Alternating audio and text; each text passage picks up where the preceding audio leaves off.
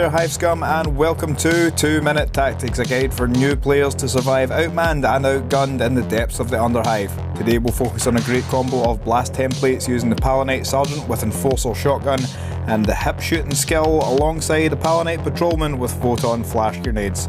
In this example, 2 of Lord Helmar's finest Enforcers face off against 4 Goliath Bruisers with a Forge Boss in tow. So without further ado, let's lock and load and make some things explode. First things first, we activate our Patrolman and use his first action to move up the board, and from there we can get down to his level and check out what threats are out there. Staring down the dark corridor ahead, our Patrolman spots 2 Goliath Bruisers. Relying on his years of training, he knows that he can throw a Photon Flash Grenade right into their midst. Pin pulled, flash bang out. Both Bruisers have been hit with the flash trait and are blind and lose their ready markers for this turn. Over to House Goliath, our Forge Boss champion bellows at the Bruiser nearby, and in a bloodlust rage, he uses both his actions to move and move again towards our Patrolman. The Forge Boss follows close behind, moving first and then gunning down the Patrolman in a hail of bolter fire. Our loyal Enforcer Sergeant rushes to the Patrolman's aid using his hip shooting run and gun double action to bring his shredder ammunition to bear against these hulking foes, pinning 3 under the weight of scatter shots sprayed directly at them, safe from return fire from the blind bolter bearing Bruiser in the alley nearby.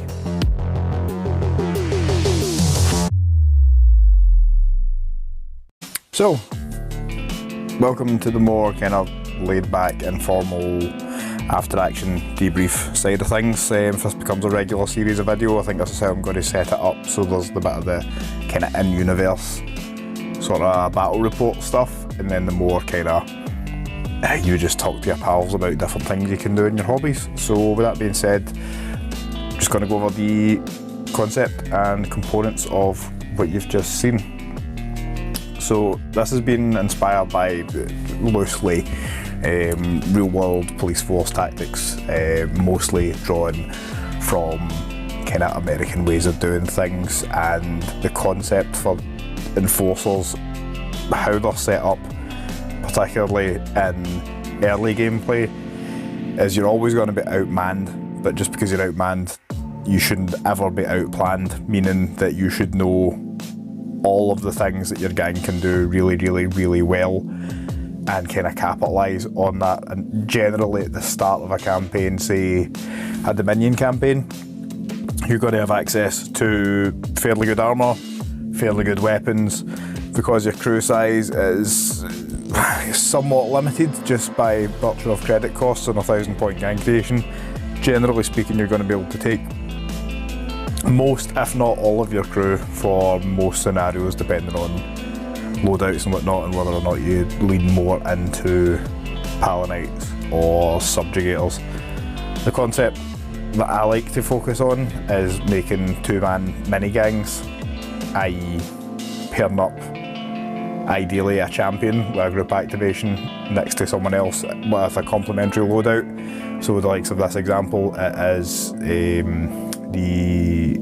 shotgun and Photon Flash Grenades, or as I call them, the lose your friends grenades, and you making good use of the skills you've got to kind of capitalise on, again, going back to real world policing tactics, maximum aggression for a kind of neutralising effect, like get in, get it done, once everything's under control, then start piecing it together.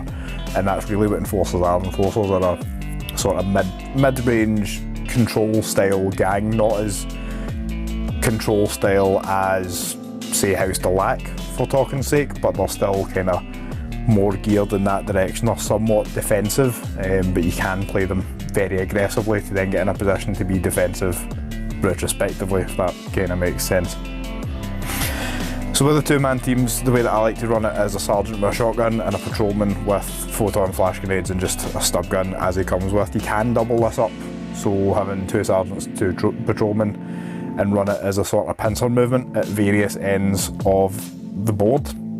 However, the credits cost for that is going to take up a big chunk of your gang, and should guys go down, it starts to become a problem. It can mount up very quick in terms of credit cost to do these things effectively.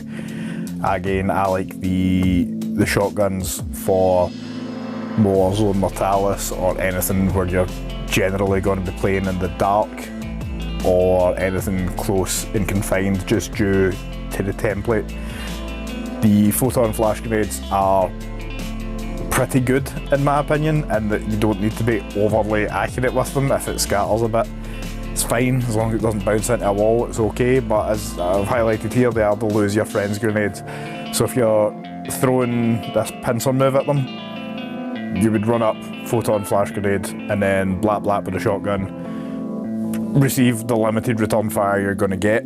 Your second set will move up, and it's kind of up to you as to whether or not you go blap blap with a shotgun, or get a couple of coup de grace in, or then throw the flash grenade. Ultimately, the main point is having the 2 photon flash grenades. So the first one, removing ready markers if they've got them. The second one, removing the ready marker for the subsequent turn, which is going to effectively give you a bonus turn, essentially. It's high risk but high reward, and it is definitely a no fun friends kind of gameplay style. But if you're playing Enforcers, you are going to be outnumbered, and you do kind of need to push into that aggressive, defensive, mid-range play style. The threat range of the running gun sergeant with a shotgun is almost 2 tiles for Zone Mortalis. It's roughly 19 inches. That's including the double move and the shoot, which is included in the running gun double action with the hip shooting skill. It's spicy, it can get you places. You could use it to just move very far and fire into the darkness and hopefully you clip something. You could move and then use your stub gun for a bit extra range on that. If you've got a bolter, your threat range goes up to pretty much a full 2x2 set of tiles. In fact, if you go beyond that, your bolter long range is what, 24, and if you're double moving 10 inches, you've got a 34-inch threat range essentially, but you're getting the minuses and everything else that comes with that, so it's not going to be accurate. But how accurate do we need it to be with rapid fire? I don't think this works how it's written with grenades. If you put them on the sergeant, if someone knows different, let me know in the comments. It's been a while since I've played games, getting a bit rusty, but my reading is that throwing the grenade isn't really a shoot action kinda, but then how do you throw a grenade?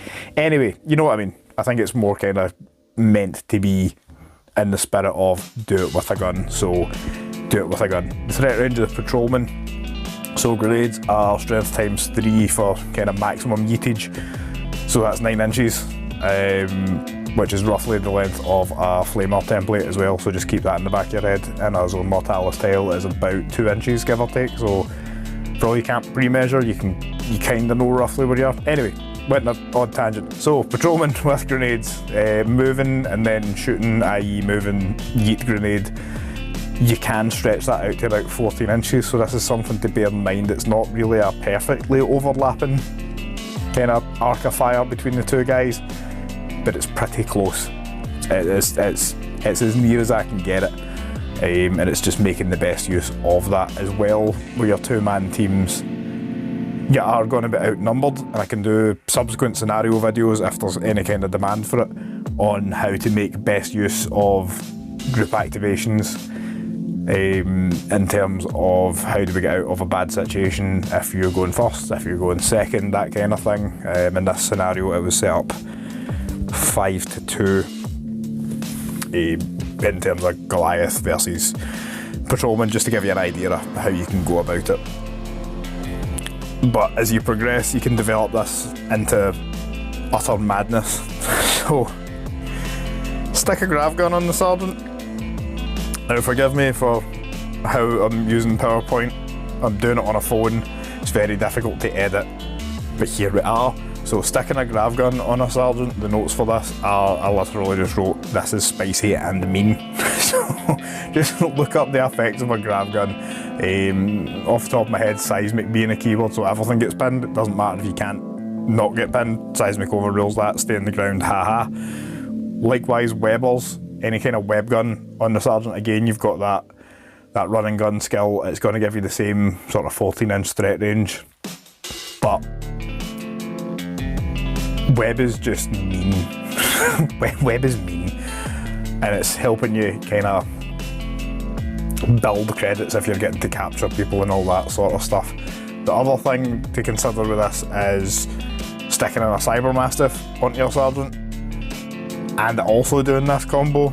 So you would move Grumpy Grenade Man, eat flash grenade, make everything blind, move Lidoggo into where you think a counter charge would likely to be coming from, or some kind of counter shooting would likely come from, then get your sergeant in position and unleash the Blap Blap.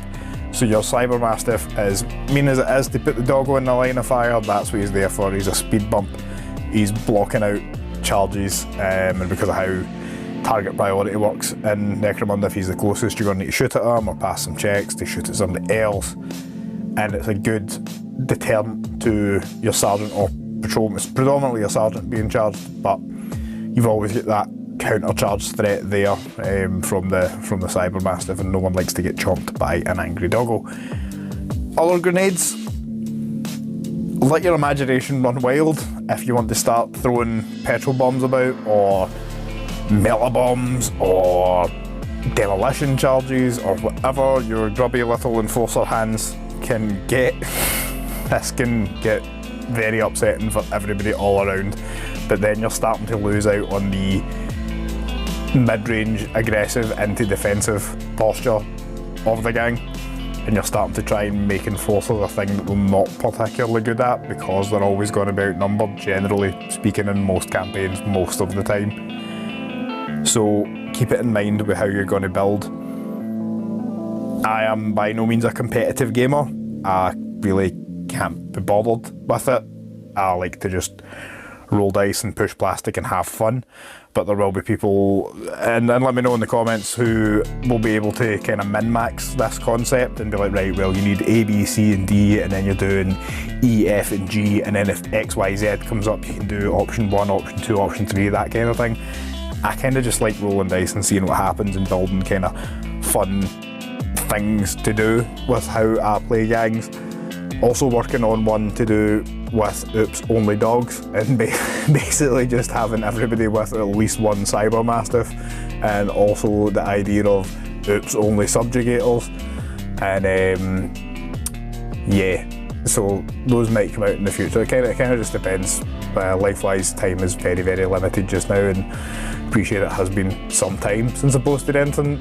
But no, the channel isn't dead. Contrary to popular belief, the Doctor cannot die. Someone can give me a Doctor Who reference for that, but yeah, not dead, just very busy, and hobby life has taken a hit. If you've got any gangs that you would like to see this kind of thing for, let me know. If you've got any concepts that you would like to see this for, this is intended as a beginner's briefing, essentially, to do 2-minute tactics of here's roughly how this thing works, and then at the back end we do the after action and we kind of talk about it, and any questions that you bring up and you stick in the comments, hopefully I can get back to you fairly quick and just be like, oh yeah, this or that, or have you thought about doing this thing? It'd be interesting to see as well if this is something that can carry over into Ash Waste or become kind of house specific, like what is a fun thing to do with House Escher or House Goliath, is there any kind of meme list builds, that sort of thing. But let me know what you think of the video. Production quality is a bit different than it has been, again, just lack of time and everything else. And I'm not sure how I feel about PowerPoint, it sort of upsets me. But if you've got this far, thanks for staying with me. If you like the concept, let me know.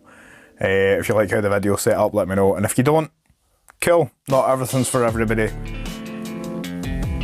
There's something out there for everybody, you know what I mean? This might not be it. I just make what I like to make, and if you happen to like it, cool. But this isn't a source of income for me, this is a side hobby within a side hobby, if that makes sense. But yeah, let me know, and thanks for sticking around if you've made it this far. We'll see you in the next one.